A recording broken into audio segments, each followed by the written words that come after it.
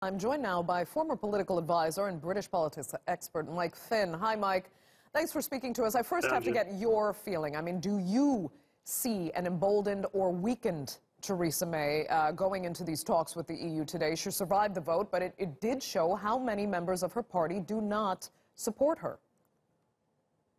No, absolutely. And I think your correspondent pinpointed it quite nicely with that front page of the lame duck scenario. In terms of what you just asked, is she emboldened? I think Theresa May is one of those people who is quite bold regardless. I think she was going to press on with her agenda regardless the numbers that opposed her, really, as long as she survived the vote. But I think it has weakened her. Of course it has, because if you look at the scale of the number of MPs who voted against her, one of the points that's being made in the UK overnight is the fact that around half the Conservative parliamentary party is actually in the government. So they actually hold some sort of office in government. That means they cannot vote against her unless they will resign. So then if you take them out of the picture as the guaranteed backers, if you like, and then you look to the rest of them, well, an enormous proportion of the rest of her party voted against her. So when you go back towards the issue of the actual vote on the deal, it's almost inconceivable to see how she could marshal the support that she needs, even after securing a position, to be able to get this deal through Parliament now. Exactly. I mean, you can say she'll press on with her agenda, but to what end? The EU could not make it clearer that they are not renegotiating anything with her at this point. And the opposition continues to press for that parliamentary vote, which we know will turn down Theresa May's Brexit deal.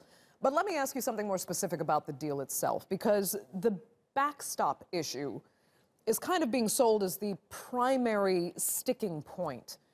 Do you think if she can fix that one issue somehow miraculously in these negotiations going forward with the EU now, she can make her deal more palatable?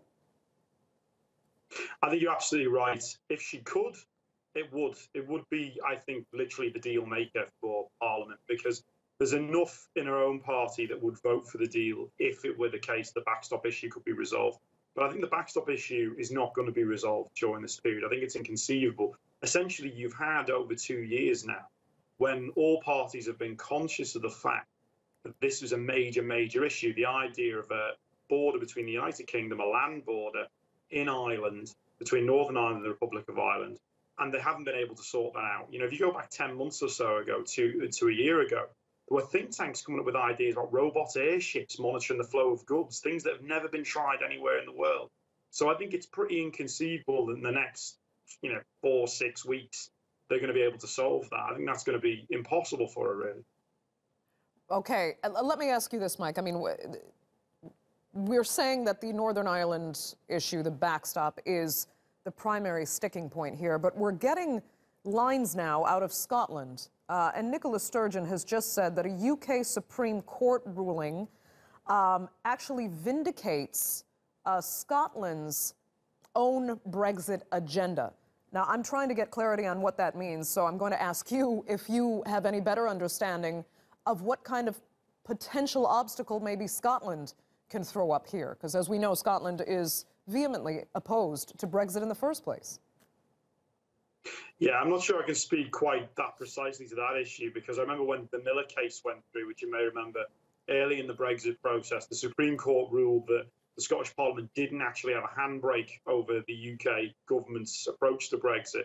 But I think the very fact that Scotland, as you noted, voted to remain, strongly to remain, you have a Scottish government that has a considerable number of MPs at Westminster that will, in the end, if necessary, back Jeremy Corbyn and the Labour Party if they decide to call a parliamentary vote of no confidence in the Prime Minister. Scotland is a massive issue, which until now, the Prime Minister hasn't really paid sufficient attention to, thinking she can just get round that with parliamentary arithmetic of the Northern Ireland Democratic Unionist Party. That may not be the case. If there's been further developments in the Supreme Court, that could create a real legal handbrake. But I think the big issue, actually, is she does have a plan. And the plan seems to be quite clear now, which is stall the vote as long as possible.